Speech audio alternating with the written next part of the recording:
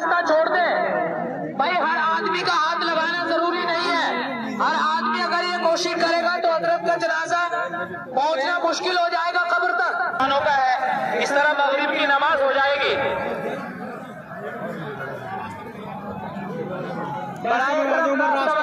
तभी जल्दी हो सकता है काम।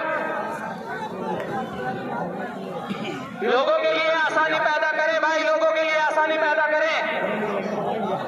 अब ज़ियारत नहीं होगी इसलिए कोशिश मत कीजिएगा। भाई जनाजे के सामने से हट जाए, वहां पे जो नौजवान लड़के हैं चैन बना दे और हजरत के जनाजे के पहुंचने का किसी तरीके से इंतजाम करे। जो नौजवान लड़के जनाजे के सामने हैं वो होशियारी से काम है और वहां चैन बना दे।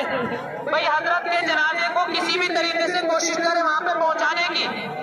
भाई जो नौजवान लड़के हैं वो वहां पे चैन बना ले हजरत के जनाजे के सामने।